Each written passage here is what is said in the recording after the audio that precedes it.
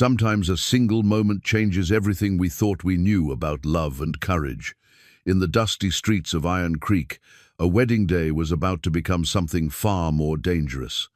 Evelyn Ashford stood in her finest dress, promised to a man she didn't love, watching as her wealthy fiancé humiliated a poor cowboy named Cole Mercer in front of the entire town. The insult cut deep, but what happened next shocked everyone. This beautiful socialite, trapped in a gilded cage of family expectations, threw down a challenge that would shake the very foundation of their world. If Cole could break her wild stallion, a horse so fierce no man had ever stayed on its back, she would walk away from her arranged marriage. The whole town gathered to watch, but none of them knew the real stakes. Would this desperate gamble free two hearts, or destroy them both? Before we jump back in, tell us where you're tuning in from, and if this story touches you, make sure you're subscribed, because tomorrow I've saved something extra special for you. The morning sun cast long shadows across Iron Creek's main street, where the scent of fresh bread from Martha's bakery mingled with the dust kicked up by the early freight wagons. It was 1887, and the railroad had brought prosperity to this once sleepy valley nestled between the Sierra Nevada foothills. Victorian houses with gingerbread trim now stood alongside the original log cabins, a testament to how quickly fortunes could change in the American West. Cole Mercer adjusted his father's worn silver spurs as he prepared for another day's work at the Ashford Ranch.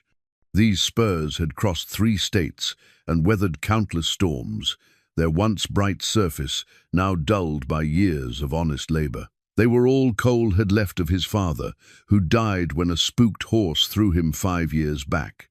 Every morning, Cole fastened them to his boots, with the same reverence other men reserved for prayer. Knowing they carried more than just memories, they carried the weight of a family's dignity. At 26, Cole had the kind of weathered face that spoke of early mornings and hard work. His hands, calloused from rope and leather, told the story of a man who'd learned that respect wasn't given. It was earned one honest day at a time. He'd been working the Ashford land for 3 years now, ever since drifting into Iron Creek with nothing but his father's spurs and a horse that had seen better days. The Ashford estate sat on a hill overlooking the town like a crown jewel, its white columns and wraparound porches speaking of old money and Eastern refinement. Harold Ashford had built his fortune in banking before the war, then invested wisely in railroads and cattle. His daughter Evelyn had grown up in this world of afternoon teas and finishing school manners, but those who looked closely could see something restless in her green eyes, as if she were always searching for horizons beyond her gilded cage. Evelyn had returned from 3 years at a ladies' academy in San Francisco just 6 months ago, and the change in her had been the subject of much town gossip. Where once she'd been quietly compliant, now she asked questions that made her father's business associates shift uncomfortably in their chairs. She'd been caught reading books on women's suffrage, and last month she'd scandalized the church ladies by suggesting that perhaps women should have more say in choosing their own destinies. Her engagement to Barrett Thornfield had been arranged before she'd even returned from school. Barrett owned the largest cattle operation in 3 counties, a man of 35 who wore his wealth like a badge and his cruelty like a comfortable old coat.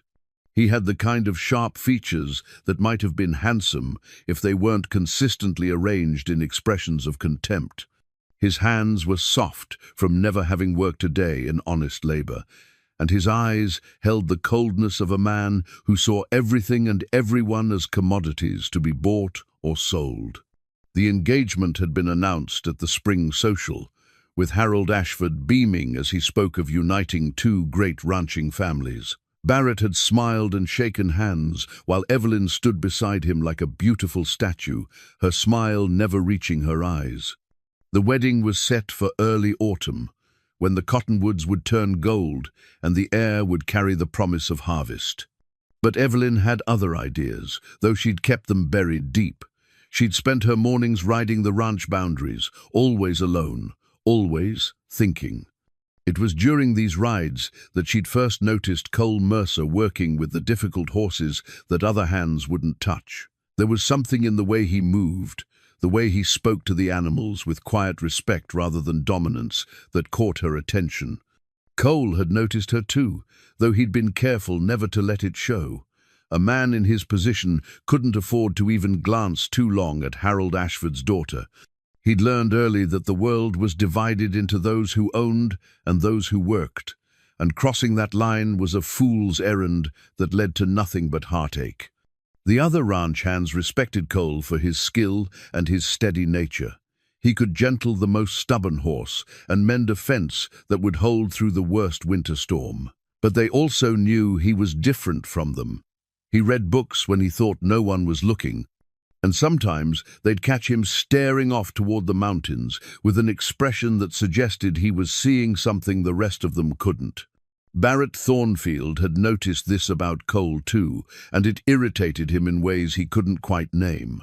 Perhaps it was the way Cole carried himself with quiet dignity despite his threadbare clothes, or the way the other hands looked to him for guidance, even though Barrett technically outranked him in every social measure that mattered. Whatever it was, Barrett had been looking for an opportunity to put the young cowboy in his place. The opportunity came on the morning of what was supposed to be Evelyn and Barrett's wedding day. The entire town had gathered in their finest clothes, the women in silk and the men in their best Sunday suits. Even the children had been scrubbed clean and warned to mind their manners. The church bells were ringing, and Martha had baked 3 dozen pies for the celebration afterward.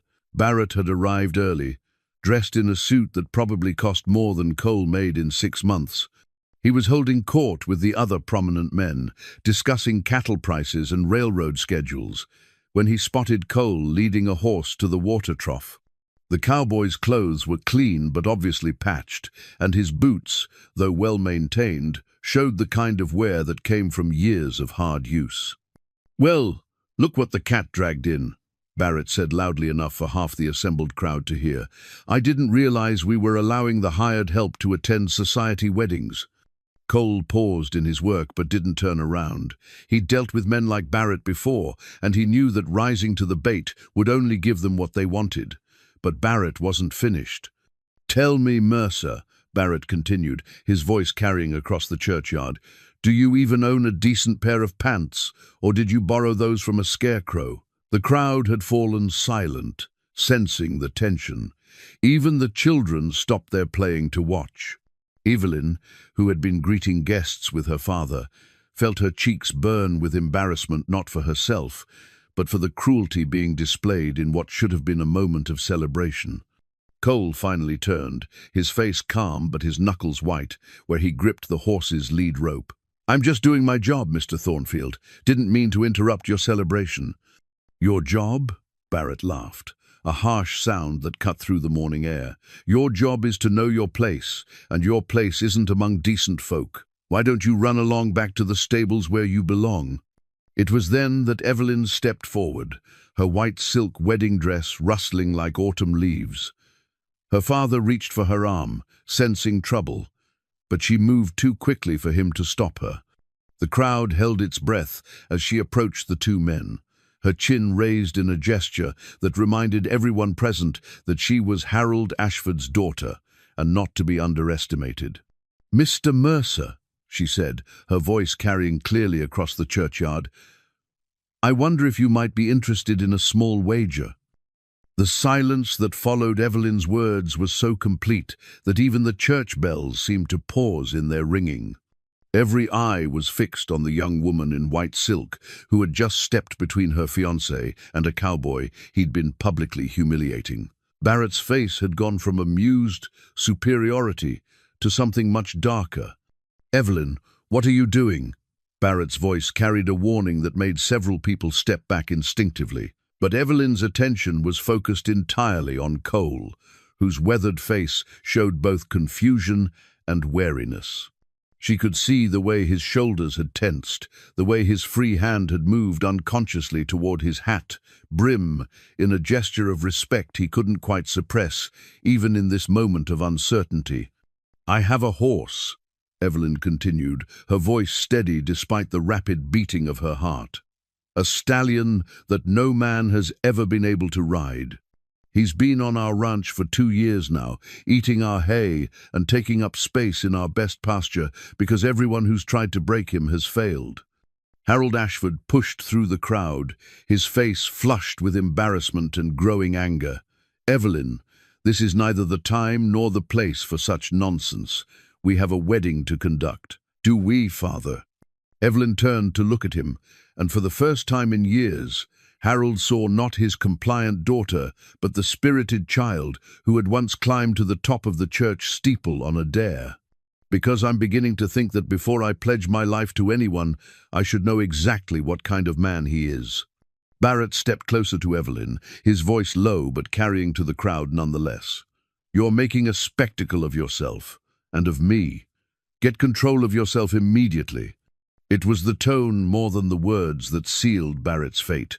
It was the voice of a man who expected absolute obedience, who saw his future wife as nothing more than another possession to be managed. Evelyn had heard her father use that same tone with the servants, and the realization that Barrett intended to treat her the same way crystallized something that had been building in her heart for months. The horse's name is Thunder, she said, turning back to Cole and speaking louder now, ensuring that every person present could hear her clearly. He's a black stallion, 16 hands high, with a spirit that's never been broken. Some say he's cursed, others say he's just too proud to submit to any man. Cole found his voice, though it came out rougher than he'd intended. Miss Ashford, I don't understand what you're asking of me. I'm asking if you think you could ride him, Evelyn said, and now her eyes were blazing with something that made Barrett take a step back. If you think you have what it takes to accomplish something that dozens of other men have failed to do. Evelyn, stop this immediately, Harold commanded, but his daughter wasn't listening to him anymore. And if you can, she continued, never taking her eyes off Cole's face, if you can stay on Thunder's back for a full minute while he does his worst, then I'll call off this wedding and reconsider whether Barrett Thornfield is the kind of man I want to spend my life with. The crowd erupted in gasps and excited whispers. Mrs. Henderson from the general store actually fanned herself, as if she might faint. The men began talking in low, urgent tones about odds and possibilities, while their wives exchanged looks that said they'd have enough gossip to last them through the next 3 church socials. Barrett's face had gone from red to pale and back to red again. You can't be serious. You would stake our entire future on some ridiculous display of what? Evelyn challenged him. Of courage? Of skill? Of the kind of man who treats even a wild animal with respect instead of cruelty? Cole stepped forward, and for the first time since this strange confrontation had begun, he addressed Barrett directly. Mr. Thornfield, sir, I think there might be some misunderstanding here. I never intended. You never intended anything, because you're nothing, Barrett snarled, his composure finally cracking completely. You're a saddle tramp with empty pockets and holes in your boots, and you'll always be nothing. And now you have the audacity to let this woman make a fool of herself. Over you? It was the contempt in Barrett's voice when he said, "This woman," referring to his own intended bride, that finally pushed Cole past his natural caution about crossing social boundaries. Miss Ashford isn't making a fool of herself, Cole said quietly, but his words carried clearly in the stunned silence. She's showing more courage than any of us. Well, Barrett's hand moved toward the pistol he wore at his hip, a gesture that didn't go unnoticed by several of the men in the crowd. Old Pete McKinnon, who'd fought in the war and knew trouble when he saw it, stepped closer to his own rifle. You want to know what I think about your challenge, Mercer? Barrett's voice was dangerous now, all pretense of civility abandoned. I think you'll end up in the dirt like every other fool who's tried to ride that devil horse, and then maybe you'll remember your place in this town. Cole looked at Barrett for a long moment, then turned to Evelyn. What he saw in her face, hope, defiance, and something that might have been desperation, made his decision for him. Miss Ashford, he said, touching the brim of his hat in a gesture of respect. "I'd be honored to accept your challenge." The crowd's reaction was immediate and explosive. Some cheered, others protested, and more than a few began placing hasty bets. Through it all, Evelyn stood perfectly still in her wedding dress, watching Cole's face with an expression that made Barrett realize for the first time that he might actually lose her. Harold Ashford grabbed his daughter's arm, his voice low and furious. "Evelyn, if you go through with this madness, there will be consequences. Barrett is a powerful man, and you are my daughter. Think about what you're doing." Evelyn looked at her father with eyes that held 22 years of pent-up rebellion. "I am thinking, Father, for the first time in my life, I'm thinking about what I want, instead of what everyone else expects of me." Barrett straightened his coat and forced his voice back to its usual controlled tone, though the effort was visible. "Fine. If you want this circus, you'll have it. But when your cowboy hero is lying broken in the dirt, don't expect me to pretend this never happened." Cole stepped forward, addressing the crowd that had gathered around them. "When do you want this to happen?" "Now," Evelyn said immediately, "before anyone has time to change their mind or come up with reasons why it can't be done." "Evelyn," Harold started to protest again, but she cut him off. "The whole town is already here, Father. The preacher, the witnesses, everyone dressed in their finest clothes. If we're going to do this, let's do it properly."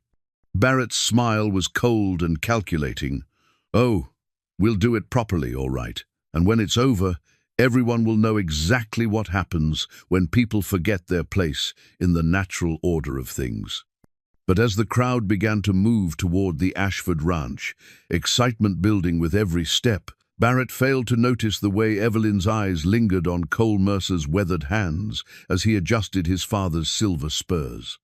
He failed to see the quiet determination in the cowboy's stride, or the way the other ranch hands fell into step behind him with expressions of grim respect. Most importantly, Barrett Thornfield failed to understand that some challenges, once issued, change everything regardless of who wins or loses. The wedding that was supposed to cement his power and position had become something else entirely, a test of character that would reveal truths no one was prepared to face. Thunder was waiting in the far pasture, a magnificent black stallion whose reputation had spread far beyond Iron Creek. As the crowd made its way toward what everyone sensed would be either a triumph or a tragedy, none of them could have imagined how this simple challenge would unravel secrets, expose lies, and ultimately determine not just who would marry Evelyn Ashford, but what kind of town Iron Creek would become. The procession from the church to the Ashford Ranch had the strange quality of a funeral and a festival combined. Children ran alongside the adults, their Sunday shoes kicking up dust clouds, while their mothers called after them to mind their clothes. The men walked in clusters, discussing the odds and sharing stories of other horses they'd seen broken or refused to be broken. Through it all, Evelyn maintained her composure, though her hand kept moving unconsciously to the small locket at her throat. The locket had belonged to her mother, Catherine Ashford, who had died when Evelyn was 15. Inside was a tiny photograph of her parents on their wedding day, but more importantly, it contained a pressed violet that her mother had picked on the day she'd decided to marry Harold, despite her own father's objections. Catherine had been a spirited woman who'd married for love rather than convenience, and she'd often told Evelyn that the most important decisions in life were the ones that required the most courage. As they walked, Evelyn found herself falling into step beside Cole, though she was careful to maintain a proper distance. The crowd's attention was focused on the spectacle ahead, giving them a brief moment of relative privacy. "Mr. Mercer," she said quietly, "I need you to understand something. I didn't issue this challenge lightly." Cole glanced at her, noting the way the morning sun caught the copper highlights in her dark hair. "Miss Ashford, I'm not sure I understand why you issued it at all." "Because I've been watching you work with the difficult horses," Evelyn replied, her voice barely above a whisper. "I've seen how you approach them with patience instead of force, with respect instead of dominance." Most men try to break a horse's spirit. You try to earn its trust. Cole felt his cheeks warm at the unexpected praise. Horses aren't much different from people, I suppose. They respond better to kindness than to fear. Exactly, Evelyn said, and there was something fierce in her voice, which is why I couldn't stand by and watch Barrett humiliate you for the entertainment of the crowd. A man's worth isn't measured by the weight of his purse or the fineness of his clothes. They walked in silence for a moment, the sound of their footsteps mixing with the excited chatter of the crowd around them. Finally, Cole spoke again. Miss Ashford, I have to ask, are you prepared for what happens if I fail? Because Thunder has hurt men before.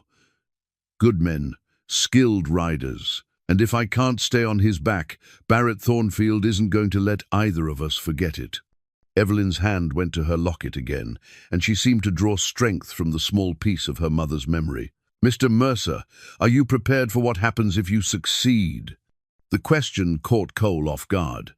He'd been so focused on the immediate challenge that he hadn't really considered the implications of victory. If he managed to ride Thunder, Evelyn would call off her wedding to one of the most powerful men in 3 counties. The social and economic consequences would ripple through Iron Creek like stones thrown into still water. I suppose I haven't thought that far ahead, Cole admitted. Well, you should, Evelyn said. And now there was something almost urgent in her tone. Because Barrett doesn't take kindly to being shown up, especially not by someone he considers beneath his notice. If you ride Thunder, you'll have made an enemy who has the power and influence to make your life very difficult. Cole stopped walking, forcing Evelyn to stop as well. The crowd continued past them, but he kept his voice low. Miss Ashford, are you trying to talk me out of this? No, Evelyn said immediately. I'm trying to make sure you understand what you're risking, because once this is over, there's no going back to the way things were. They resumed walking, but Cole's mind was racing. He thought about his father's spurs, about the dignity that had been passed down to him, along with the worn silver. He thought about the other ranch hands who looked to him for guidance, and about the way Barrett's casual cruelty had made him feel small and worthless in front of the entire town. Miss Ashford, he said finally, can I ask you something? Of course. Why me? If you wanted to call off your wedding, surely there were easier ways to do it. Why stake everything on whether a cowboy you barely know can ride a horse that's never been ridden? Evelyn was quiet for so long that Cole began to think she wouldn't answer. When she finally spoke, her voice was barely audible over the sounds of the crowd. Because in all my life, I've never seen anyone stand up to Barrett Thornfield the way you did back there. Not with violence or threats, but with simple dignity. And because, she paused, as if weighing whether to continue, because I've been watching you for months, Mr. Mercer. The way you treat the horses, the way you help the other hands, the way you carry yourself even when you think no one is looking, you have something that can't be bought or inherited. You have honor. Cole felt something shift in his chest, a warmth that had nothing to do with the morning sun. Miss Ashford, there they are, someone shouted from ahead. There's Thunder. The crowd surged forward, and Cole's response was lost in the excitement. They'd reached the far pasture where the black stallion grazed alone, separated from the other horses by a sturdy fence that bore the scars of previous escape attempts. Thunder raised his magnificent head at the approach of so many people, his ears pricked forward and his muscles tensing for flight. Even from a distance, it was clear why this horse had earned his fearsome reputation. He stood 17 hands high, his black coat gleaming like polished obsidian in the morning light. His neck was thick with muscle, his legs powerful and perfectly proportioned. But it was his eyes that caught everyone's attention, dark, intelligent, and filled with a wildness that spoke of wide plains and endless skies. Beautiful animal, someone in the crowd murmured, and heads nodded in agreement. Beautiful and deadly, added another voice. Remember what happened to Tom Wilson when he tried to break him last spring. Cole studied the stallion, noting the way Thunder held himself proud but wary, magnificent, but clearly dangerous. This wasn't going to be a simple matter of superior horsemanship. This was going to require something more. Barrett pushed through the crowd, his earlier anger replaced by confident satisfaction. "Well, Mercer, there's your challenge. Still feeling brave?" Cole didn't answer immediately. He was watching Thunder, trying to read the horse's body language, looking for clues about what approach might work where others had failed. The stallion was clearly intelligent. His eyes tracked the movements of the crowd, and his ears swiveled constantly, processing every sound. "I'll need a few minutes to observe him," Cole said finally, "and I'll need everyone to step back and be quiet. He's already nervous with all these people around." "You'll get your few minutes," Barrett said dismissively. "But don't expect them to change anything. That horse has been the ruin of better men than you." As the crowd reluctantly moved back to give Cole space, Evelyn remained near the fence, her wedding dress bright against the weathered wood.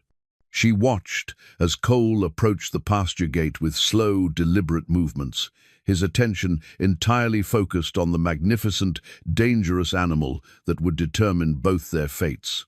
Thunder snorted and tossed his head, but he didn't run.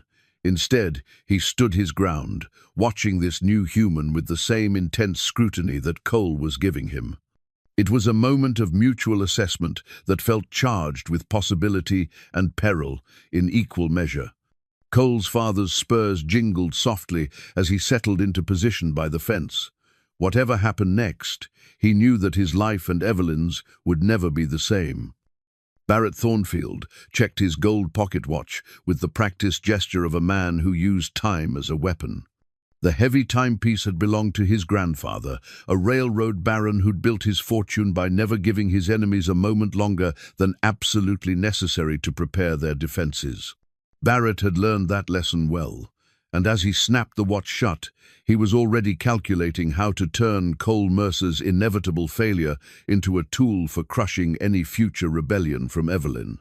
The crowd had grown during their walk from the church, as word of the challenge spread through Iron Creek like wildfire. Ranch hands had abandoned their Sunday rest, shopkeepers had closed their doors, and even the saloon girls had come to see what all the commotion was about. Barrett estimated nearly 200 people now surrounded the pasture, and every one of them would witness Cole's humiliation, and by extension, Evelyn's foolishness in choosing a common cowboy over a man of substance. 5 minutes, Barrett called out loudly enough for everyone to hear. "That's all the time you need to look at a horse, isn't it, Mercer?"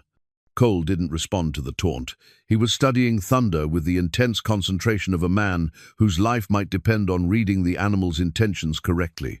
The stallion had moved to the center of the pasture, maintaining equal distance from all sides of the fence, a tactical position that would give him maximum room to maneuver if he needed to flee or fight. Evelyn watched the exchange between man and horse with growing anxiety. She'd issued the challenge in a moment of fury at Barrett's cruelty, but now she was beginning to understand the full magnitude of what she'd set in motion. If Cole was seriously injured, she would carry the guilt for the rest of her life. If he succeeded in riding Thunder, she would have to face the social and economic consequences of defying one of the most powerful men in the territory. "Having second thoughts, my dear." Harold Ashford had moved to stand beside his daughter, his voice carrying the weight of paternal disappointment. "It's not too late to call this off and apologize to Barrett. A wedding can be postponed, but a reputation, once damaged, is nearly impossible to repair." "I'm not the one who needs to worry about my reputation, Father," Evelyn replied, her eyes never leaving Cole's figure by the fence. "I'm not the one who chose to publicly humiliate a man for the crime of having less money." Harold's jaw tightened. "Barrett is going to be your husband, Evelyn. In a few hours, his reputation will be yours, and yours will be his. Whatever personal feelings you may have developed about this situation, you need to consider the practical implications of your actions." The words, personal feelings, hung in the air between them, and Evelyn felt her cheeks warm. Had her father noticed the way she looked at Cole during her morning rides? Had he seen something in her behavior that revealed more than she'd intended to show? "What exactly are you suggesting, Father?" I'm suggesting that a wise woman doesn't stake her future on a romantic notion about a cowboy she barely knows, Harold said bluntly. Cole Mercer is a decent enough man, I'll grant you that, but decent and suitable are two very different things. You've been raised for a particular kind of life, Evelyn. Barrett can provide that life. Cole Mercer cannot. Before Evelyn could respond, a commotion near the pasture fence drew their attention. Cole had entered the enclosure, moving with slow, deliberate steps toward Thunder. The stallion's reaction was immediate. He threw his head high, snorted loudly, and began moving in a wide circle around the perimeter of the pasture. "Easy, boy!" Cole's voice carried clearly in the sudden silence that had fallen over the crowd. "Nobody's going to hurt you." Barrett laughed harshly. "Listen to him talking to that animal like it's a person. This is going to be over faster than I thought." But something in Cole's approach was different from what the crowd had expected. Instead of trying to corner Thunder or advancing aggressively with rope or bridle, Cole simply stood in the center of the pasture and waited. The stallion continued his circling pattern, but his movements began to slow as curiosity apparently overcame his initial alarm. "What's he doing?" someone whispered. "Looks like he's just standing there," came the reply. "Maybe he's scared," another voice suggested, and Barrett's smile widened. But Evelyn could see something the others missed. Cole's posture wasn't that of a frightened man. It was the stance of someone who understood that patience could be more powerful than force. She'd seen him use the same approach with the difficult horses around the ranch, and she found herself holding her breath as Thunder's circles grew smaller and more controlled. Minutes passed. The crowd grew restless, with people shifting from foot to foot and murmuring among themselves about when the real action would begin. Barrett consulted his pocket watch again, his satisfaction evident as he calculated how this display of inactivity would reflect on both Cole and Evelyn. "This is embarrassing," Barrett announced loudly enough for everyone to hear. "I expected at least some attempt at actual horsemanship, not this whatever this is supposed to be." Cole still didn't respond to the provocation. Thunder had stopped circling now and was standing perhaps 20 feet away, his magnificent head raised and his ears pricked forward.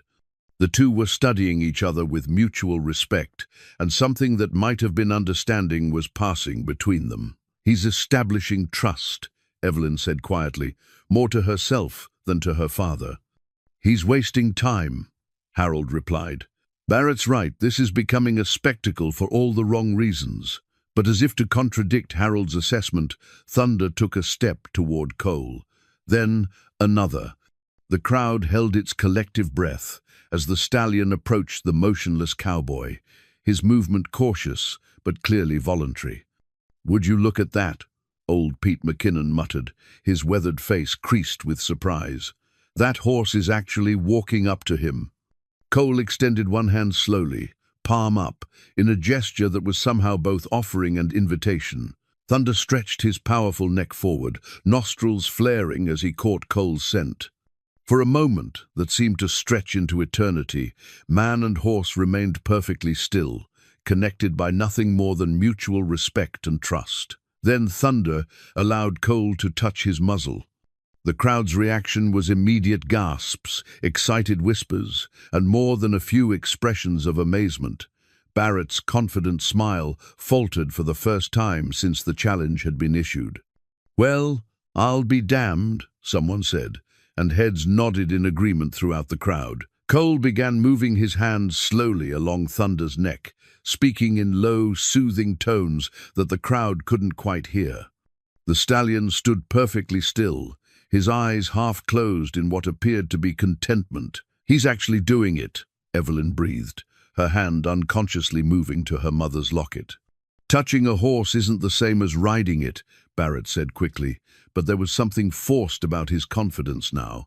"Wait until he actually tries to get on that animal's back. That's when we'll see what he's really made of." As if he'd heard Barrett's words, Cole began moving toward Thunder's left side, his movement still slow and deliberate. The stallion's ears swiveled to track Cole's position, but he didn't move away. Instead, he seemed to be waiting, as if he understood what was coming next and had decided to allow it. Cole placed both hands on Thunder's back, applying gentle pressure to test the horse's reaction.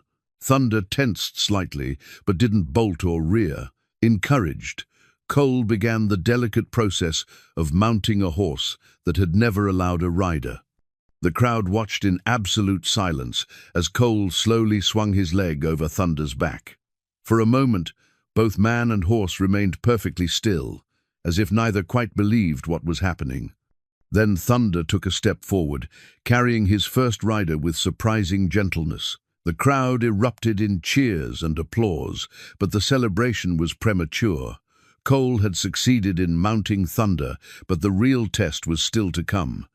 Everyone present knew that the stallion's gentleness could change to fury in an instant, and that staying on his back for a full minute would require more than trust.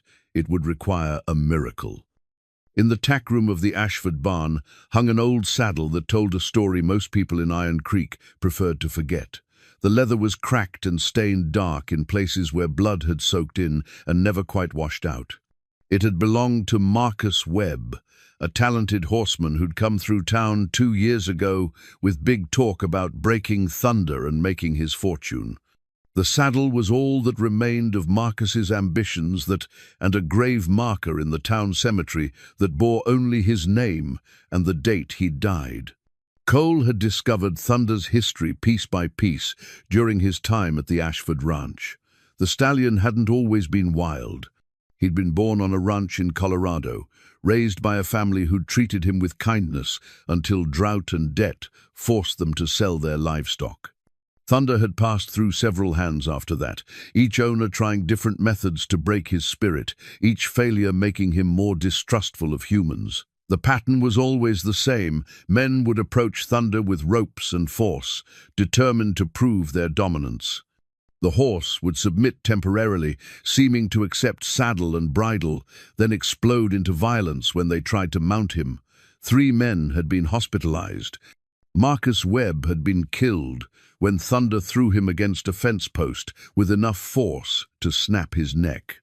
But as Cole sat astride the magnificent stallion now, feeling the animal's muscles tense beneath him, he understood something that the others had missed.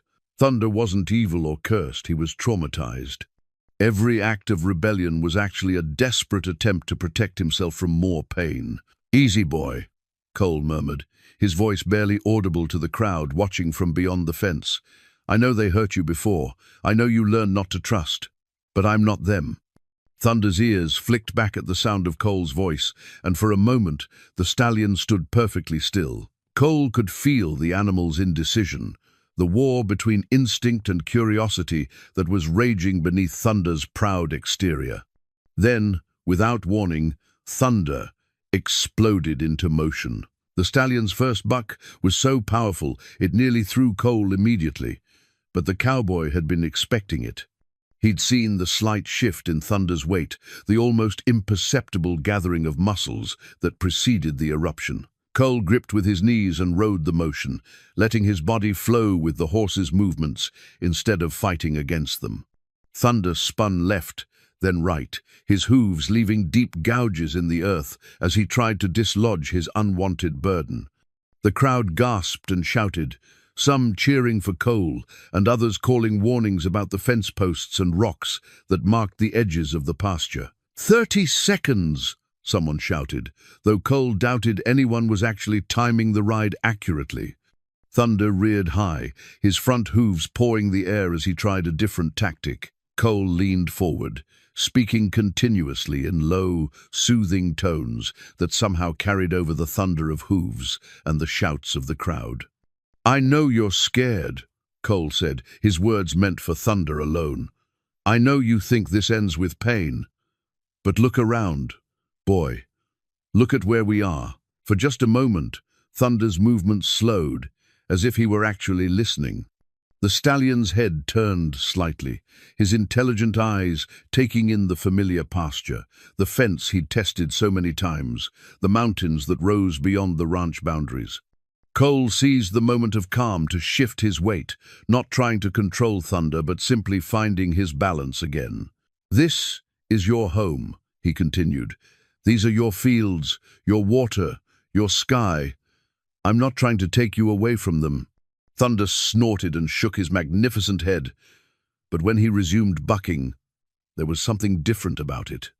The movements were still powerful, still dangerous, but they lacked the desperate fury of before. It was as if Thunder was testing Cole rather than trying to destroy him. Barrett Thornfield watched the display with growing unease. He'd expected Cole to be thrown within seconds, probably injured badly enough to serve as an object lesson about the consequences of overreaching one's social position.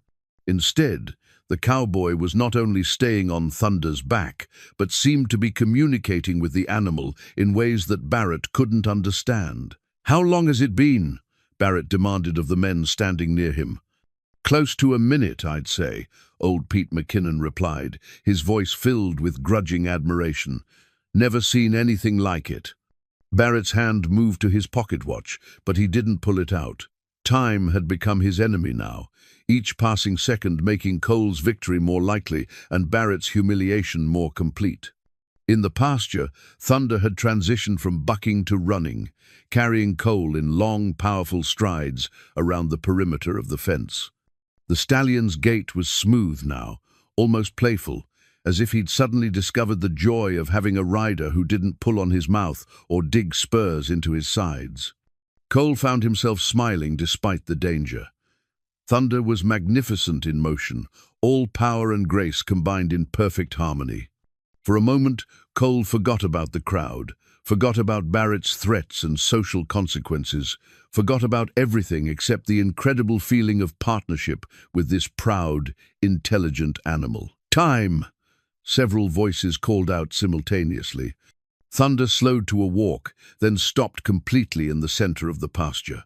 Cole remained mounted, one hand resting gently on the stallion's neck, both man and horse breathing hard from their exertion. The silence that followed was profound. 200 people stood transfixed, trying to process what they'd just witnessed. It hadn't been the brutal contest of wills they'd expected, but something much more complex, a negotiation between equals that had somehow resulted in mutual respect. Cole dismounted slowly, his legs unsteady from the adrenaline and effort. Thunder stood quietly beside him, no longer the wild, untouchable creature of legend, but simply a horse who'd found a human he could trust. The crowd erupted in cheers and applause, but Cole's attention was focused entirely on Evelyn. She stood by the fence in her white wedding dress, tears streaming down her face, her hand pressed to her mother's locket. Barrett Thornfield's face had gone ashen. He pulled out his pocket watch and stared at it, as if the timepiece might somehow rewrite the last few minutes. When he looked up, his eyes held a coldness that made several people step away from him instinctively. "Well," Barrett said, his voice carrying clearly over the celebration, "I suppose that settles that." But even as he spoke the words of concession, Barrett's mind was already working on how to undo what had just happened.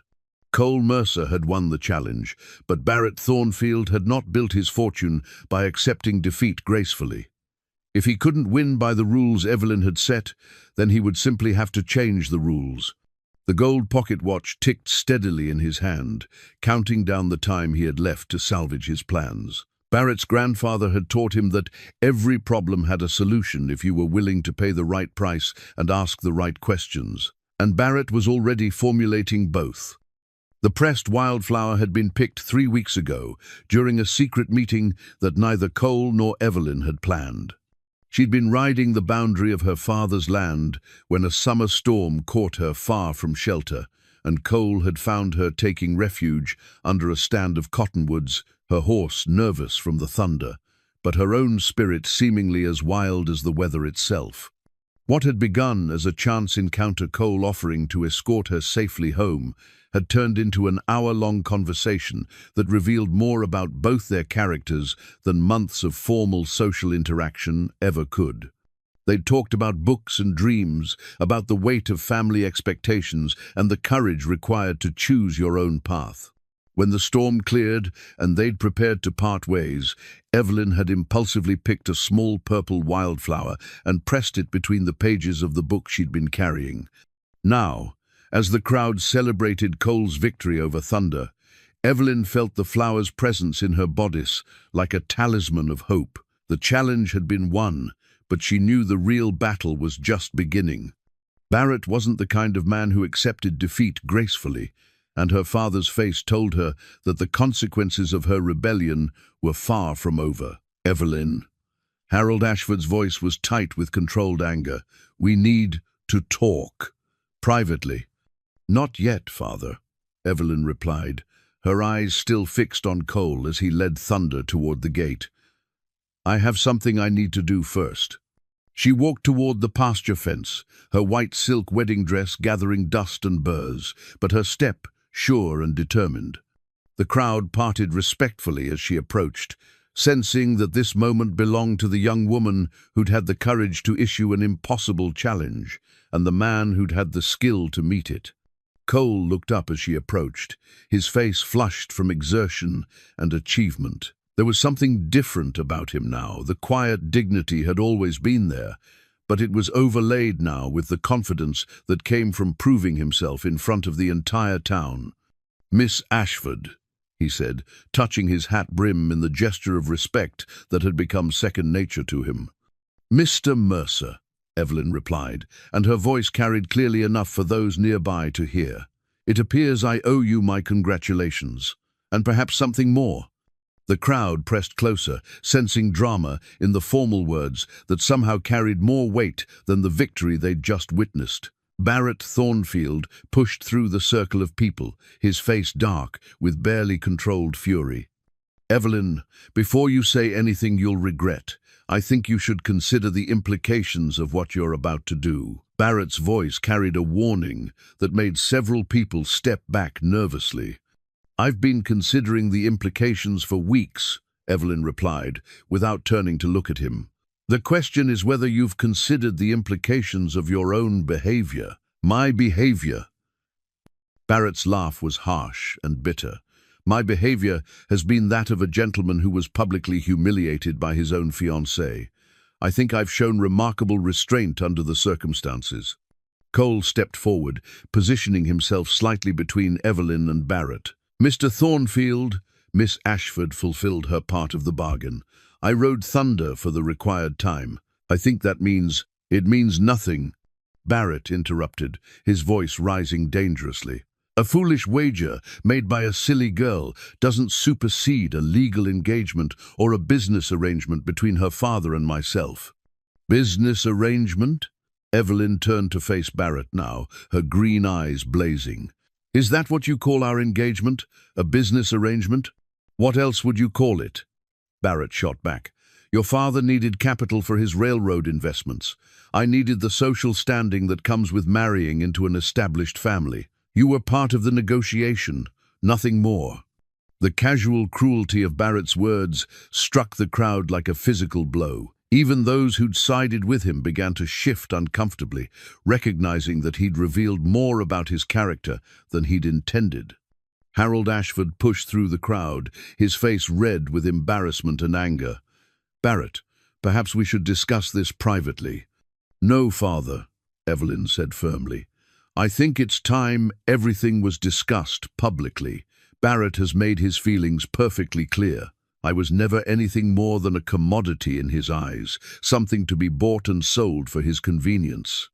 She turned back to Cole, and when she spoke again, her voice was steady despite the magnitude of what she was about to say. Mr. Mercer, you've proven yourself a man of courage and honor. You accepted an impossible challenge and succeeded through patience and skill rather than force. You've shown more character in one morning than some men show in a lifetime. Cole felt his heart racing as he realized what was coming. Miss Ashford, I hereby release myself from my engagement to Barrett Thornfield, Evelyn announced, her voice carrying clearly across the assembled crowd. And I formally invite you to call on me as a suitor if you're willing to face the challenges that such a courtship would entail. The crowd's reaction was explosive. Some cheered, others gasped, and more than a few began talking excitedly about the social upheaval they'd just witnessed. Through it all, Barrett stood frozen, his face cycling through expressions of disbelief, rage, and something that might have been panic. "You can't do this," Barrett said finally, his voice deadly quiet. "You're under contract. Legal documents have been signed. Your father has already received my investment in his railroad venture." "Then you'll have to work that out with my father," Evelyn replied calmly. "But as for me, I'm free to choose my own future." Barrett's hand moved toward his gun, a gesture that didn't go unnoticed by several of the men in the crowd. Old Pete McKinnon stepped closer, his own weapon visible beneath his coat. "Barrett," Harold Ashford said quickly, recognizing the danger in the younger man's posture. "Let's not do anything rash. These matters can be resolved through proper channels." "Proper channels?" Barrett's voice was rising again. "Your daughter just humiliated me in front of the entire town. She chose a penniless cowboy over a man who could give her everything." "Maybe that tells you something about what she values," Cole said quietly, but his words carried clearly in the tense silence. Barrett whirled on him, his face contorted with rage. "And what exactly do you have to offer her? A shack on the wrong side of town? A life of poverty and hardship? You think love conquers all, Mercer? You think fairy tales come true just because you can ride a horse?" Cole met Barrett's gaze steadily. "I think Miss Ashford is smart enough to know the difference between a man who respects her and a man who sees her as property, and I think she's brave enough to choose accordingly."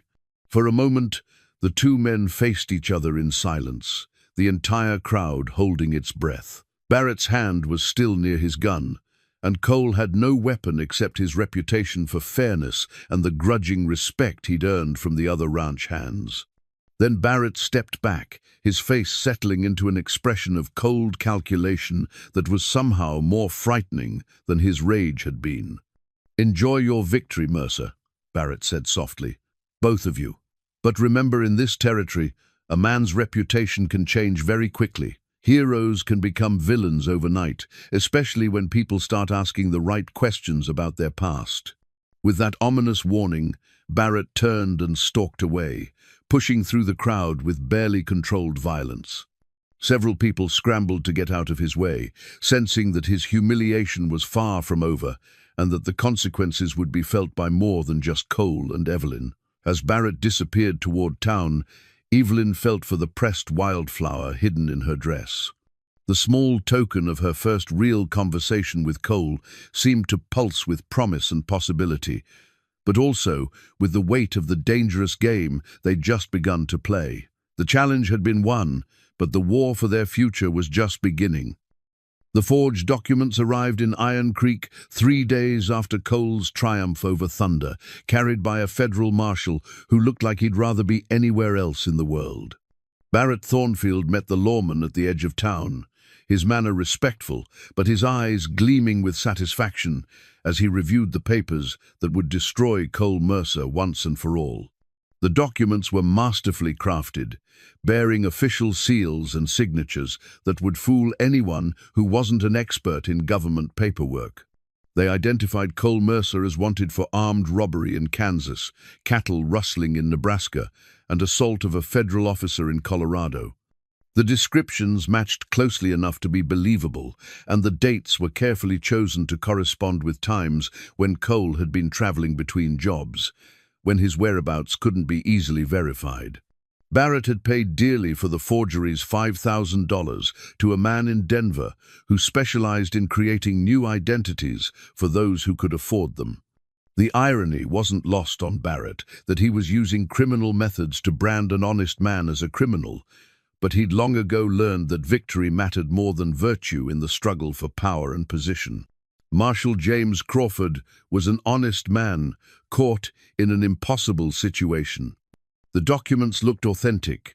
The descriptions matched the cowboy he'd seen ride Thunder 3 days earlier, and federal law required him to make the arrest, regardless of his personal feelings about the matter. But something about the timing bothered him.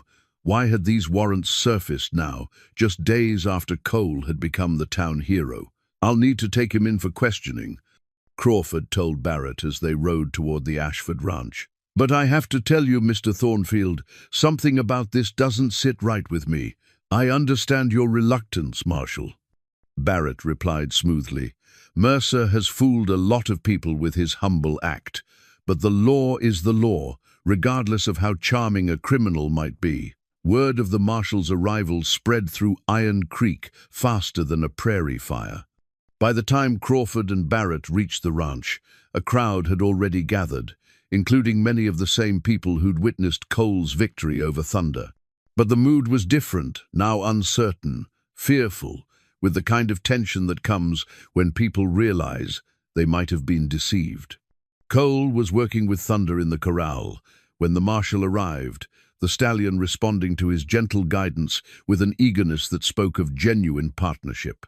The sight of the two together, man and horse moving in perfect harmony, made Crawford even more reluctant to believe the charges in the documents he carried. "Cole Mercer," Crawford called out, his voice carrying the weight of legal authority.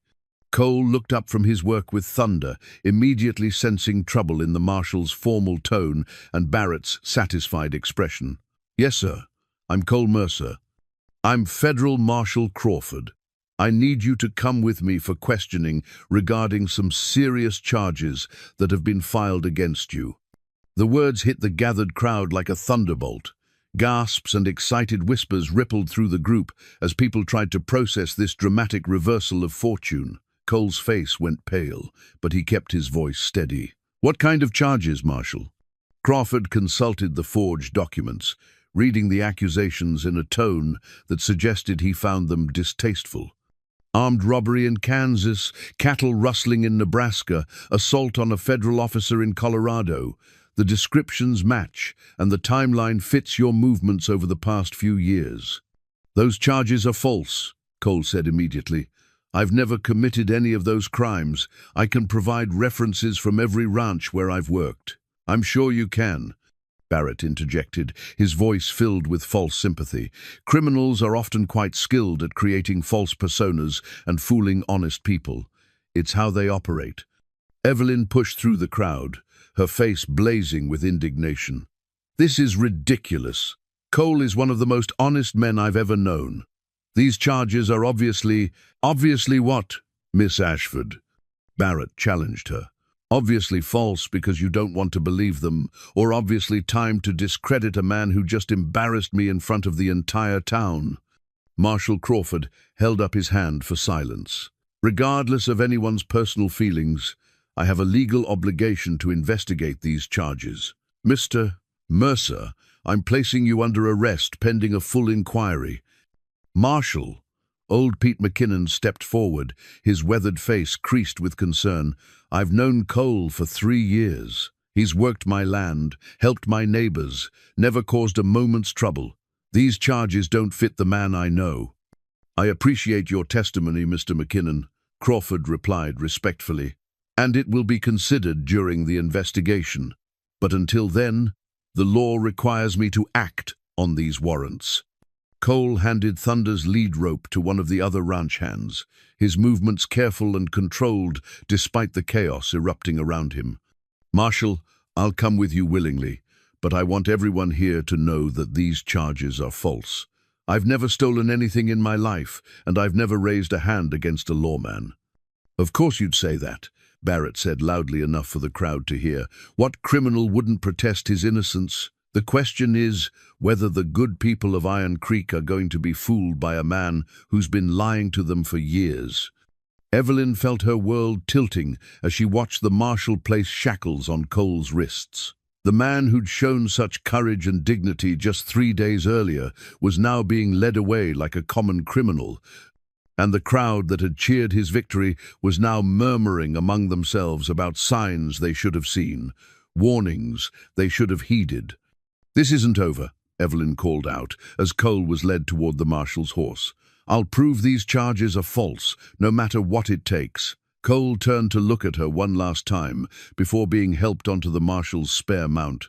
"Miss Ashford, you need to be careful.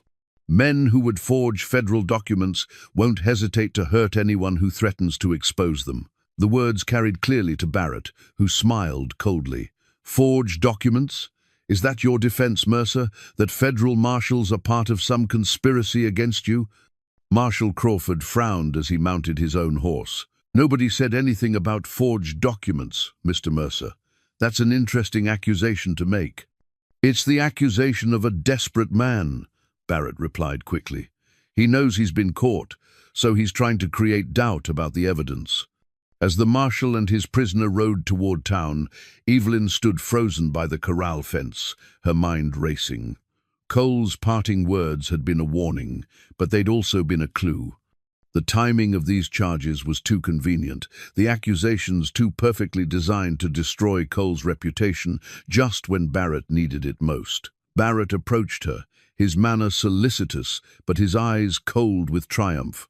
"I'm sorry you had to see this, Evelyn. I know you'd developed feelings for him, but perhaps now you understand why I was so concerned about your judgment." "My judgment is fine," Evelyn replied, her voice quiet but steady. "The question is what lengths you were willing to go to ensure that Cole couldn't threaten your plans." Barrett's smile faltered slightly. "I'm not sure what you're implying, but I had nothing to do with these charges coming to light. Justice has its own timeline." "Justice," Evelyn repeated, her hand moving unconsciously to her mother's locket. "Yes, I suppose it does. And I suspect we'll all learn more about justice in the coming days than any of us expected." As Barrett walked away, confident in his victory, he failed to notice the way Evelyn's fingers traced the outline of the pressed wildflower hidden in her dress. He failed to see the determination growing in her eyes, or the way several of the ranch hands had gathered around old Pete McKinnon for a whispered conference.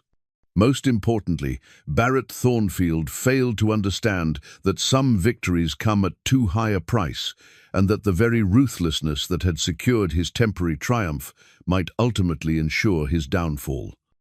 Cole's father's Bible was worn smooth from years of handling, its leather cover cracked along the edges where thumbs had gripped it during moments of desperate need. The pages were thin and yellowed, marked with underlined passages and margin notes, written in the careful script of a man who'd found solace in Scripture during the darkest periods of his life. Cole held the book now in his jail cell, drawing strength from the familiar weight of it as he faced what might be his final hours of freedom. Marshal Crawford had allowed Cole to keep the Bible after searching it thoroughly for hidden weapons or tools that might aid an escape attempt. The lawman's examination had been respectful but thorough, and Cole could see in his eyes a growing uncertainty about the charges he'd been forced to bring. The forged documents were convincing, but they couldn't quite overcome Crawford's instincts about character and truth. "Your father's?" Crawford had asked when he'd handed the Bible back. "Yes, sir. He carried it through the war, then through 20 years of ranch work. Always said it was the only thing that never let him down." Crawford had nodded thoughtfully. "Mine carried one just like it. Said the same thing." Now, as evening shadows lengthened across the jail cell, Cole opened the Bible to Psalm 23 and read the familiar words that had comforted his father through trials that made Cole's current situation seem manageable by comparison. The passage about walking through the valley of the shadow of death seemed particularly relevant as he contemplated the legal proceedings that would determine whether he lived as a free man or died as a convicted criminal. Outside the jail, Iron Creek was buzzing with activity unlike anything the town had seen since the railroad's arrival. The arrest of the man who'd tamed Thunder had divided the community into factions, those who believed the charges and felt foolish for being deceived, and those who remained convinced that Cole was the victim of an elaborate frame-up. Evelyn Ashford belonged firmly to the second group, and she'd spent the past 2 days conducting her own investigation with a determination that both impressed and worried her father. She'd ridden to 3 neighboring towns, seeking anyone who might have known Cole during his travels, looking for witnesses who could verify his whereabouts during the times when the alleged crimes had been committed. "Evelyn, you need to stop this," Harold Ashford said as his daughter prepared for another day of investigation. You're making a spectacle of yourself, and you're accomplishing nothing except to provide more gossip for people who already think you've lost your mind." "Have I lost my mind, Father?" Evelyn asked as she checked her saddlebags for the notes she'd been compiling. "Or have I simply realized that love requires action, not just pretty words?" Harold studied his daughter's face, seeing something there that reminded him powerfully of her mother during the early days of their courtship. Catherine Ashford had possessed the same fierce loyalty, the same willingness to fight for what she believed in, regardless of social consequences. "Your mother would be proud of you," Harold said quietly, "and terrified for you. Barrett Thornfield is not a man who accepts defeat gracefully, and you've made yourself his enemy." "Barrett made himself my enemy when he chose to destroy an innocent man rather than accept the results of a fair challenge," Evelyn replied. "I'm simply choosing to fight back."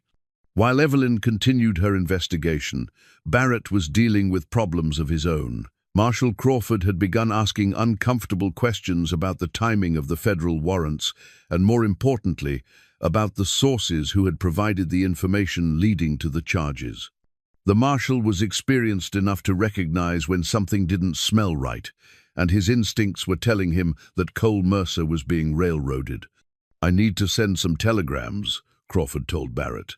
"Verify these charges with the original jurisdictions. Make sure everything is legitimate." "Of course," Barrett replied smoothly, though inwardly he was calculating how long it would take for responses to arrive and whether the man who'd created the forgeries had been thorough enough to cover all possible inquiries.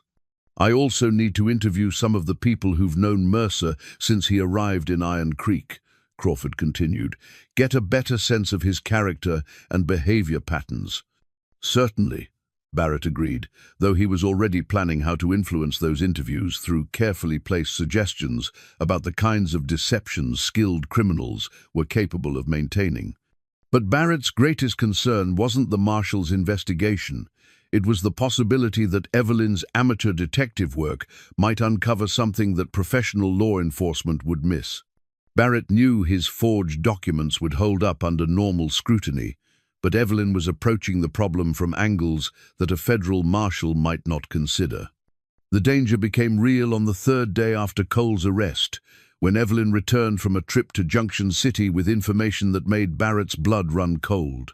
She'd found a retired cavalry officer named Captain Morrison, who remembered Cole from a cattle drive 2 years earlier, a drive that had taken place during the exact time period when Cole was supposedly robbing banks in Kansas. Captain Morrison kept detailed records of all his transactions.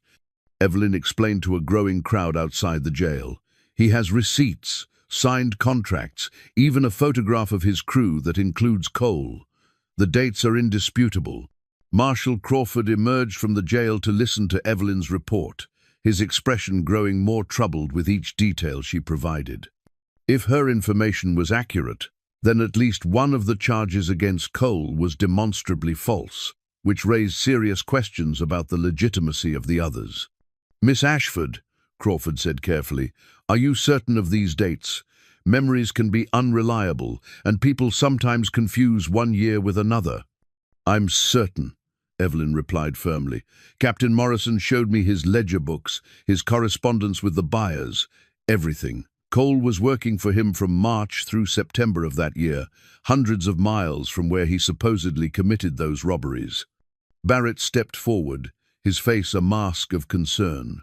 "Marshal, surely you're not going to take the word of some old soldier who probably can't remember what he had for breakfast, let alone the details of a cattle drive from 2 years ago."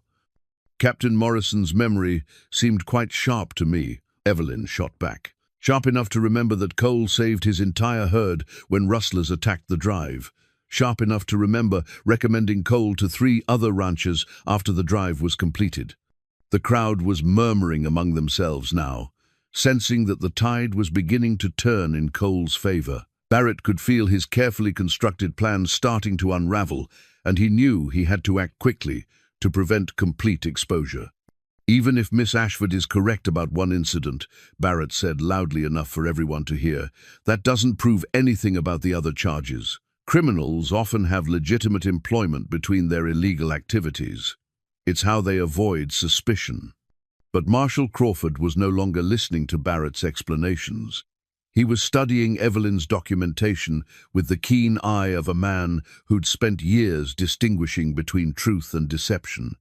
The evidence she'd gathered was compelling, detailed, and most importantly, verifiable through independent sources. "Mr. Thornfield," Crawford said finally, "I think we need to have a private conversation about how these charges came to your attention." Barrett's confident facade began to crack. "I'm not sure what you mean, Marshal. I simply reported what I'd heard from reliable sources about Mercer's background." "What sources?" Crawford pressed. "Because I'm going to need to verify their information, and right now it's looking like at least some of these charges are fabricated." The word fabricated hit Barrett like a physical blow. If the marshal started investigating the sources of the charges, it wouldn't take long to discover the truth about the forged documents. Barrett's mind raced as he calculated his options, and none of them looked promising. In his jail cell, Cole looked up from his father's Bible as he heard the raised voices outside.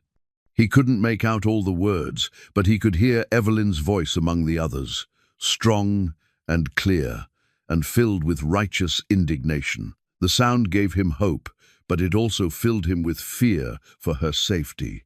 Barrett Thornfield was a dangerous man backed into a corner, and Cole knew from experience that such men were capable of anything.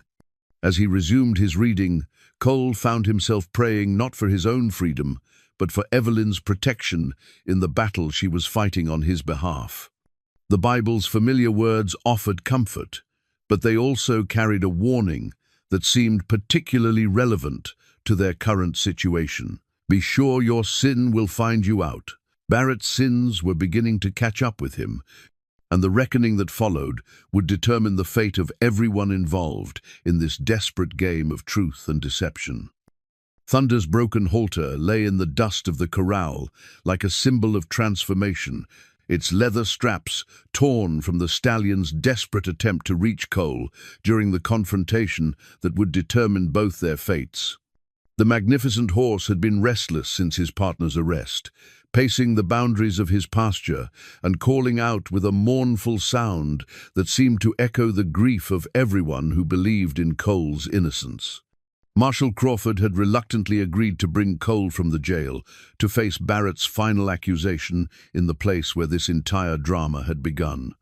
The evidence Evelyn had gathered was compelling, but Barrett had one last card to play: a witness who claimed to have seen Cole commit one of the robberies in question. The confrontation would take place in front of the entire town, a public trial that would determine whether justice or corruption would prevail in Iron Creek. The crowd was larger than the one that had gathered for Evelyn's original challenge, drawn by word that the truth about Cole Mercer would finally be revealed. But the mood was different, now tense and divided, with neighbors eyeing each other suspiciously as they chose sides in a conflict that had exposed the fault lines running through their community. Cole walked toward the corral with his hands shackled, flanked by Marshal Crawford and two deputies who'd arrived from the county seat. His face was calm, but those who knew him could see the toll that 3 days in jail had taken. The quiet dignity was still there, but it was overlaid now with the kind of exhaustion that comes from fighting a battle where the rules keep changing. Barrett stood near the corral fence, his expensive clothes and confident posture marking him as a man still certain of victory. Beside him stood a stranger, a thin, nervous-looking man who kept glancing around as if expecting trouble. This was supposedly the witness who would seal Cole's fate, though something about his manner suggested he was less than comfortable with his role in the proceedings. "Marshal Crawford," Barrett called out as the lawman approached, "I'd like you to meet Samuel Briggs." Mr. Briggs was passing through Dodge City when the robbery occurred, and he got a clear look at the perpetrator. Crawford studied the nervous man with the practiced eye of someone who'd interviewed thousands of witnesses over the years. "Mr. Briggs, you're certain you can identify the man you saw?" "Yes, sir," Briggs replied, his voice slightly higher than normal. "Clear as day. I was standing right outside the bank when he came running out with the money bag." And you're prepared to swear that this man, Crawford gestured toward Cole, is the same person you saw that day? Briggs looked at Cole, and for a moment his resolve seemed to waver. But then Barrett moved slightly closer to him, and Briggs straightened his shoulders. That's him, all right. I'd recognize that face anywhere. A murmur ran through the crowd. Even those who'd believed in Cole's innocence began to look uncertain. Eyewitness testimony was powerful evidence, and Briggs seemed sincere in his identification.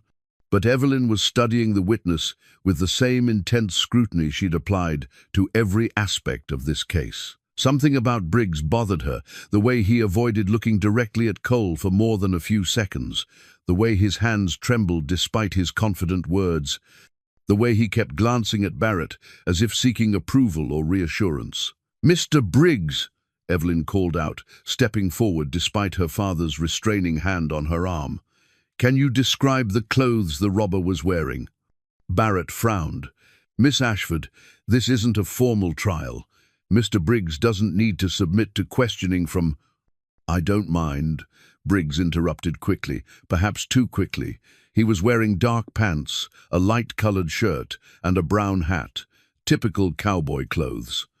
"What about his horse?" Evelyn pressed. "Surely you noticed what kind of horse a bank robber would ride." Briggs hesitated for just a moment too long.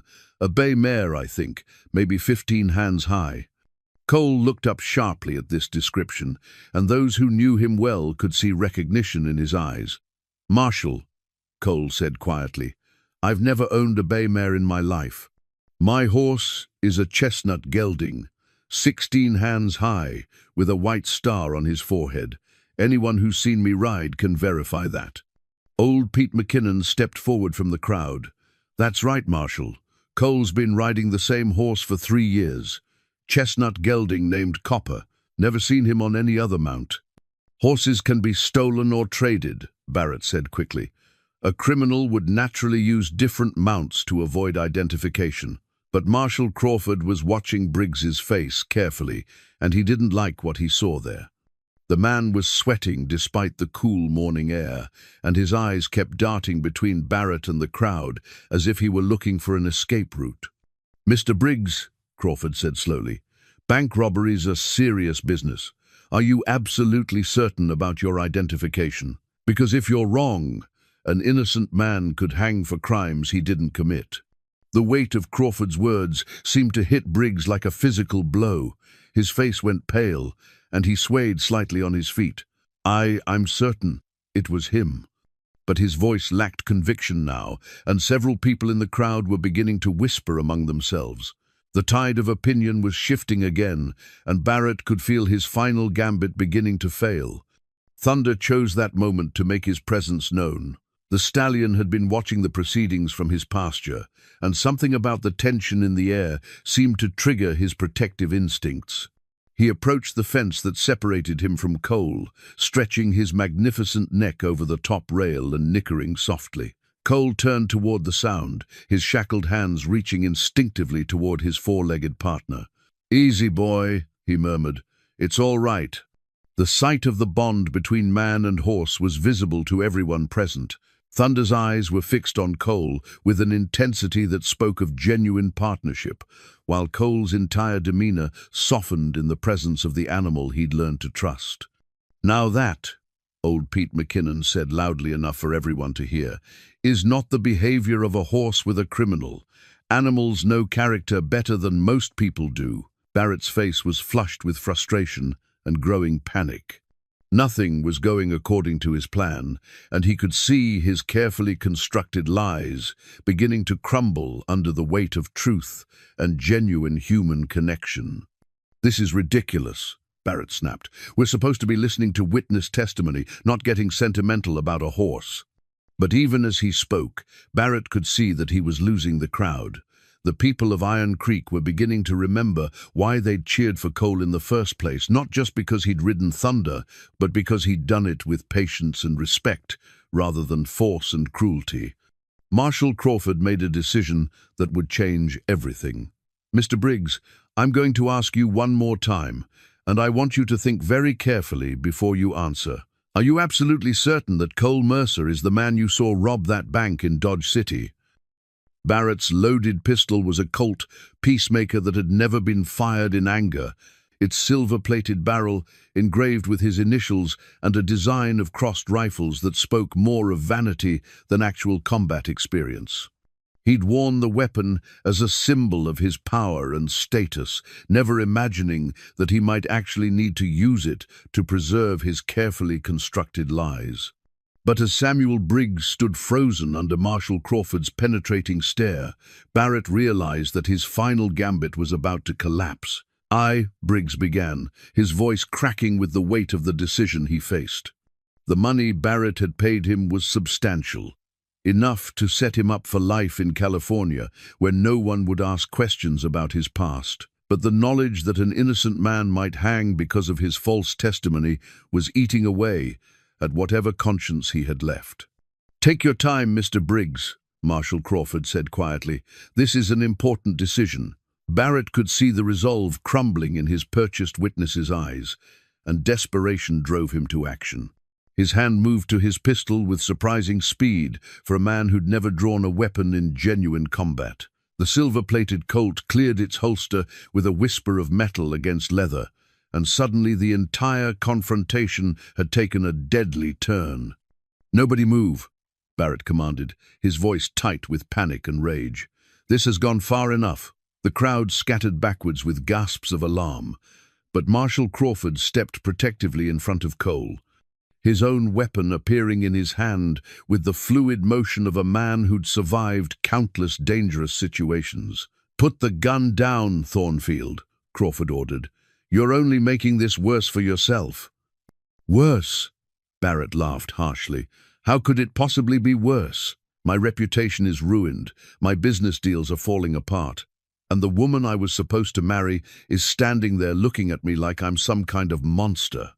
"Because you are a monster," Evelyn said quietly, her voice carrying clearly in the tense silence. "You forged federal documents, bribed a false witness, and now you're threatening innocent people with a gun.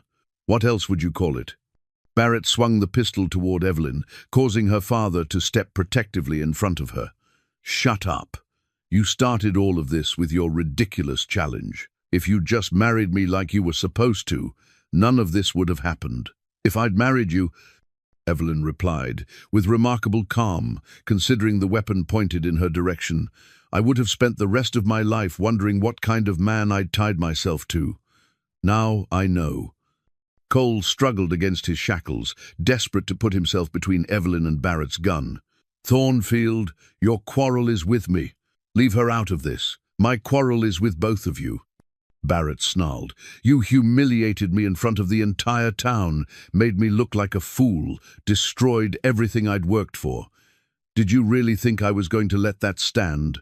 Thunder had become increasingly agitated as the confrontation escalated, the stallion's keen senses picking up on the tension and danger in the air. The great horse was pacing along the fence line now, his ears pinned back and his eyes rolling with distress. The broken halter that had once symbolized his captivity now seemed to represent his inability to help the human who'd shown him kindness and respect. "The game's over, Barrett," Marshall Crawford said, his weapon trained steadily on the panicked man. "Put down the gun and we can work this out. Keep waving it around and somebody's going to get hurt." "Somebody's already been hurt," Barrett replied. "My entire life has been destroyed because I tried to put a nobody in his place. Well, if I'm going down, I'm taking him with me." Barrett began to swing his pistol back toward Cole, but Samuel Briggs chose that moment to find his courage. "Stop," the false witness shouted. "I can't let you do this. I lied. Cole Mercer never robbed any bank. Barrett paid me to say I saw him, but I've never been to Dodge City in my life." The confession hit the crowd like a thunderbolt, but Barrett was beyond caring about exposure now. His finger tightened on the trigger as he aimed at Cole, determined to eliminate the man who'd caused his downfall, even if it meant his own destruction. Thunder saw the weapon rising toward his human partner and reacted with the protective instincts of a creature who'd finally found someone worth trusting. The stallion gathered himself and leaped the corral fence in a magnificent display of power and determination, landing between Barrett and Cole just as the pistol fired. The bullet intended for Cole struck Thunder in the shoulder, sending the great horse stumbling but not down. Thunder's momentum carried him forward into Barrett, and the impact sent the man sprawling in the dust with his weapon flying from his grasp. The crowd erupted in chaos as Marshal Crawford and his deputies moved to secure Barrett, while Cole fought desperately against his shackles to reach Thunder's side. The stallion was bleeding from the shoulder wound, but still standing, his eyes fixed on Cole with an expression that seemed to ask if his human was safe. "Easy, boy," Cole said, his voice thick with emotion as Crawford hurriedly unlocked his shackles. "You did good, Thunder. You did real good." Dr. Matthews, the town veterinarian, was already pushing through the crowd with his medical bag, and old Pete McKinnon had retrieved Barrett's pistol from the dust. Barrett himself lay motionless where Thunder's charge had left him, his expensive clothes torn and dirty, his face a mask of defeat and despair. "Is he dead?" someone called out. "No," Dr. Matthews replied after a quick examination. "Knocked unconscious, maybe some broken ribs, but he'll live to stand trial." Evelyn rushed to Cole's side as he knelt beside Thunder, her white dress forgotten as she helped him examine the stallion's wound. "How bad is it?" she asked. "Bad enough," Dr. Matthews said grimly as he began cleaning the bullet wound. "But he's strong, and the bullet passed clean through. He'll recover if we can prevent infection." Cole looked up at Evelyn, seeing tears in her eyes that matched his own. "He saved my life," Cole said wonderfully. "That bullet was meant for me. He loves you," Evelyn replied simply, "just like I do." The words hung in the air between them, more powerful than any formal declaration could have been. Around them, the crowd was beginning to cheer as the full implications of what had happened became clear. Barrett's corruption had been exposed, Cole's innocence had been proven, and justice had prevailed, but at a cost that would leave its mark on everyone present. Thunder nickered softly and nuzzled Cole's shoulder, and in that simple gesture, the bonds of partnership and trust that had been forged in a moment of mutual respect were confirmed forever.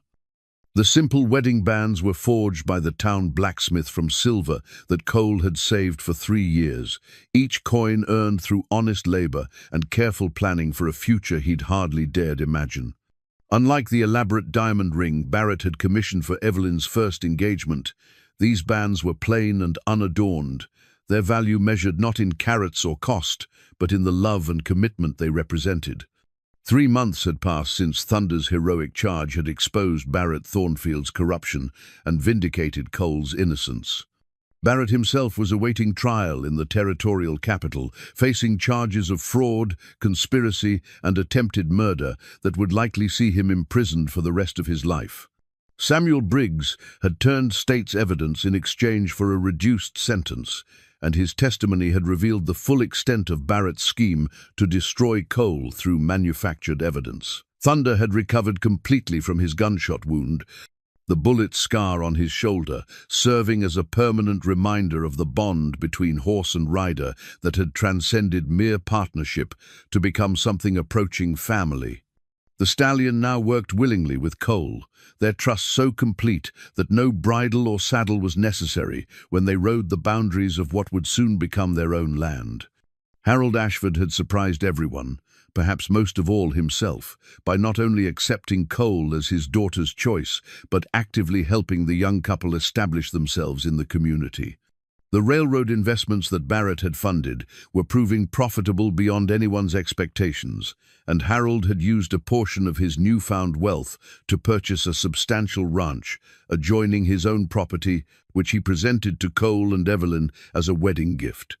"A man needs something to build on," Harold had explained when he'd offered Cole the deed. "And my daughter needs a husband who's proven he can turn challenges into opportunities." The wedding itself was everything. Evelyn's first engagement ceremony was not intimate, heartfelt, and focused on the love between two people rather than the business arrangements that had motivated her father's original plans. The entire town turned out for the celebration, from the wealthiest merchants to the humblest ranch hands, all united in their admiration for a couple who'd chosen love over convenience and truth over corruption. Old Pete McKinnon served as Cole's best man, his weathered face creased with pride as he watched his young friend exchange vows with the woman who'd been brave enough to challenge social convention for the sake of her heart. Martha from the bakery had outdone herself with a 3-tier cake decorated with sugar flowers that rivaled anything from the fancy shops in San Francisco. But it was the moment when Cole slipped the simple silver band onto Evelyn's finger that crystallized everything the past months had meant. The ring was a symbol of partnership between equals, a promise of shared dreams and mutual respect that no amount of money or social standing could purchase. "With this ring," Cole said, his voice carrying clearly in the church filled with friends and neighbors, "I promise to love you, protect you, and stand beside you through whatever challenges life may bring." Evelyn's response brought tears to more than a few eyes in the congregation. "With this ring, I promise to trust you, support you, and choose courage over comfort whenever our love requires it." The reception was held at the Ashford Ranch, with tables set up under the cottonwoods and lanterns strung between the branches to provide light as evening fell. The townspeople danced to music provided by a traveling fiddle player, and stories were shared about the events that had brought the community together in ways none of them had expected. Thunder was the unofficial guest of honor, grazing peacefully in the nearby pasture, but never far from Cole's sight. The stallion's presence served as a reminder that sometimes the greatest victories come not from conquest, but from the patience to earn trust and the courage to protect what matters most. As the evening drew to a close and the guests began to make their way home, Cole and Evelyn found themselves standing alone under the stars, their simple wedding bands catching the moonlight as they held hands and contemplated the future that stretched ahead of them. "Do you ever wonder what would have happened if I hadn't issued that challenge?"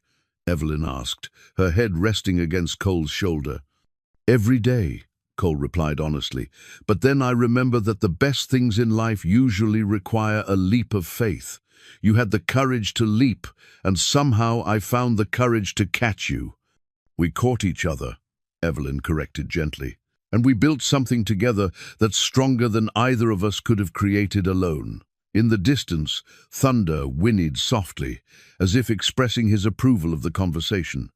The sound made both of them smile, remembering how this whole adventure had begun, with a challenge involving a horse that no one could ride, and a love that no one thought could survive the obstacles placed in its path. "What happens now?" Evelyn asked. "Now we build the life we've chosen," Cole replied. "Together."